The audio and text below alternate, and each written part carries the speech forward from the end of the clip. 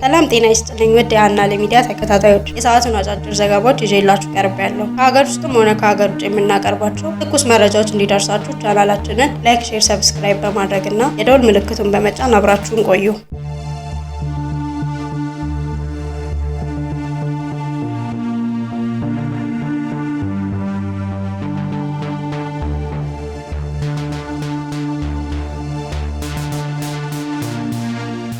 የሰው ልጅ በታሪክ አይቶት የማያውቀው ታላቅ ስጋት አጋጠመው። በማርስ ቀይ ፕላኔት ላይ የተገኘው ሚስጥራዊ አካል ሰው አሁን ደግሞ ከምድር 20 የብርሃን ዓመታት ርቃ በምትገኘው ኬፕለር 186 ኤፍ ላይ እጅግ ዘግናኝ አዳኝ ፍጥረታት በካሜራ ተገኝተዋል።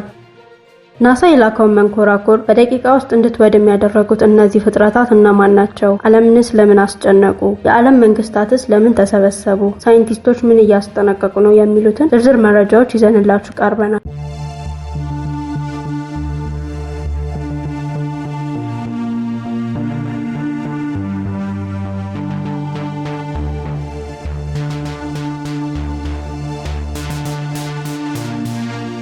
የናሳ ሮቨር በማርስ ላይ ያልተለመደ መዋቅር ያለው እንግዳ የሆነ ምናልባትም መርዛማ የሚመስል ሚስጥራዊ የሆነ ቅርጽ ያለው ፍጡር ሰሞኑን በማህበራዊ ሚዲያ ላይ መነጋገሪያ ሆኗል። የጠፈር ድርጅቶችም ስለ አዲሱ ፍጥረት ወይም እንግዳ ተፈጥሮ እስካሁን ድረስ ይፋዊ መግለጫ ባያወጡም ከምድር ውጪ ሕይወት ያላቸው ይኖራሉ የሚለውን ውዝግብ እንደገና አቀጣጥሎታል።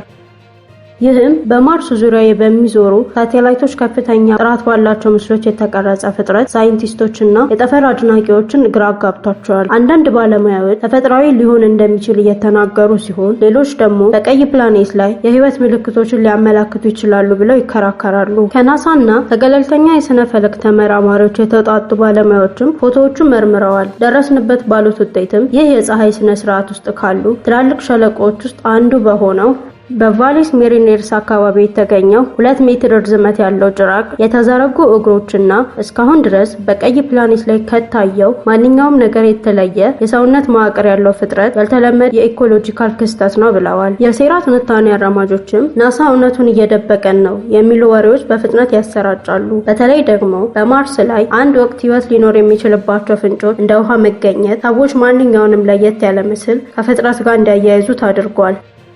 ለስነ ፈለክ ተመራማሪዎችና ለጠፈር ተመልካቾች ሳይንቲስቶች ቀረጻው ኤአይ እንዳልሆነ አረጋግጠዋል። ይህ ግኝት ስለ ማርስ ብዙ የማናውቃቸው ሚስጥሮች እንዳሉ ማረጋገጫ ሊሆን ይችላል ብለዋል። ማርስ ለረጅም ጊዜ ያለፉትን ወይም አሁን ያሉትን የሰው ልጆች ትኩረት ከሳቡ ፕላኔቶች ቀዳሚዋ ስትሆን ስለ ፕላኔቷ በየጊዜው አዳዲስ ሚስጥሮች መገኘትም በጉጉትና በመገረም እንዲመለከቱና እንዲመራመሩ በር ከፍቷል።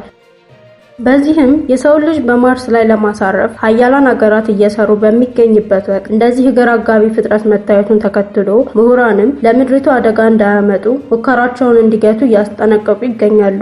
ከምድር 20 የብርሃን ዓመታት ርቃ የምትገኘው ኬፕለር 186 ኤፍ በተሰኘችው ፕላኔት ላይ እጅግ ዘግናኝና በአካል ለመታመን ከሚከብዱ አዳኝ ፍጥረታት በቡድን ሆነው ሲንቀሳቀሱ በከፍተኛ ጥራት የሚያሳዩ ቴሌስኮፕ ካሜራዎች ተገኝተዋል።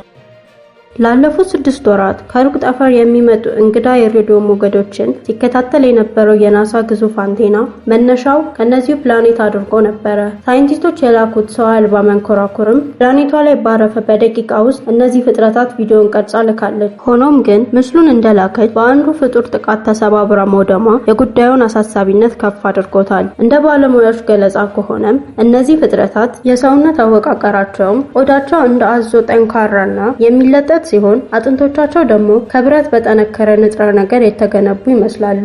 ረጅም ጭራቸው ለመመጣጠን ወይም ባላንስ ለማድረግ ብቻ ሳይሆን እንደ ጅራፍ ለጥቃት የሚያገለግል ነው። የማደን ብቃታቸው እነዚህ ፍጥረታት በአይን ብቻ ሳይሆን በሰውነታቸው ውስጥ ባለው ሴንሰር አማካኝነት ማንኛውንም ሕያው ፍጡር የልብ ትርታ ከርቀት ማሽተት ይችላሉ።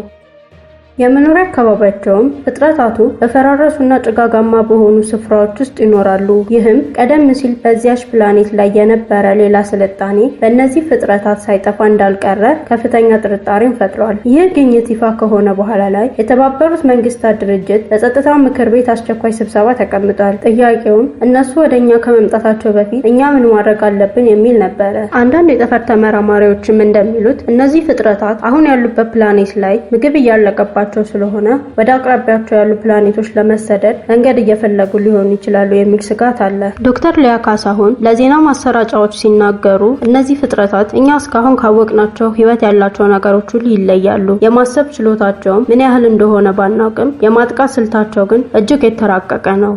ዓለም አቀፍ ትብብር ካላደረግን ይህን ለሰው ልጅ ህልውና ትልቅ ፈተና ነው ብለዋል። የዓለም ህዝብ ምን እያለ ነው ብለን ለማጣራት ባደረግነው ሙከራ በማህበራዊ ሚዲያ ላይ የዓለም መጨረሻ መቃረቢያ ነው የሚሉ አስተያየቶች እየተበራከቱ ሲሆን አንዳንድ የሃይማኖት ተቋማትም የጸሎት ጥሪ እያቀረቡ ነው። በሌላ በኩል ደግሞ ይህ የውሸት ወሬ ነው የሚሉ ወገኖችም አልጠፉም። በቀጣይ እርምጃ ሊደረጉ የታሰቡትም የዓለም ሀያላን ሀገራት በጋራ በመሆን ወደዚህ ፕላኔት የጦር መሳሪያ የታጠቁ ሮቦቶችን ለመላክ ዝግጅት እያደረጉ እንደሆኑ ተሰምቷል። የሳይንቲስቶች ልዩ መግለጫ። ይህ ታሪካዊ ግኝትን ተከትሎ በዓለም ዙሪያ የሚገኙ ታዋቂ ሳይንቲስቶችም በቪዲዮ ኮንፈረንስ ባደረጉት አስቸኳይ ስብሰባ ስለ ፍጥረታቱ ተፈጥሮና ስለሚፈጥሩት ስጋት አዳዲስ አስደንጋጭ መላምቶችን አቅርበዋል።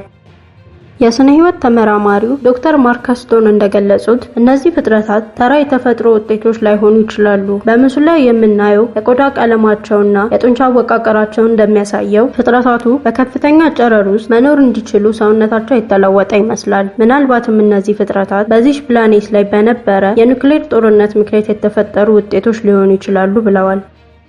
የጠፈር አርኪኦሎጂስት ዶክተር ኢሊያና ሮዚ እንደተናገሩት እነዚህ ፍጥረታት የሚንቀሳቀሱባቸው ከተሞች መሬት ላይ ካሉ ከተሞች ጋር እጅግ አስገራሚ ተመሳሳይነት አላቸው። ይህ የሚያሳየው ቀደም ሲል የነበረውን ስልጣኔ አጥፍተው ወርሰውታል ወይ ደግሞ በዝግመተ ለውጥ ሂደት የሰው ልጅን አምሳያ እየያዙ መጥተዋል። ፍጥረታቱ በህንፃዎች ፍርስራሽ ውስጥ መሽጎ መኖራቸው የማሰብና የማቀድ ችሎታ እንዳላቸው ትልቅ ማሳያ ነው። የድምጽ ሳይንስ ባለሙያው ዶክተር ቼን ዌይን እንደተናገሩት በመንኮራኩራ የተላከ የመጨረሻው የድምጽ ፋይል ከመረመሩ በኋላ የሚከተለውን ብለዋል። እነዚህ ፍጥረታት እርስ በርስ የሚግባቡበት በሰው ጆሮ በማይሰማ እጅግ ዝቅተኛ ድግግሞች ነው። ይህ ማለት እኛ ሳንሰማቸው እነሱ ግን ከኪሎ ሜትሮች ርቀት ሊያድኑን ይችላሉ። በምስሉ ላይ የምናየው ክፍት አፋቸውና ሰፊ የአፍንጫቸው ቀዳዳዎች እጅግ ከፍተኛ የሆኑ የድምጽና የሽታ የመለየት ብቃት እንዳላቸው አረጋግጠዋል።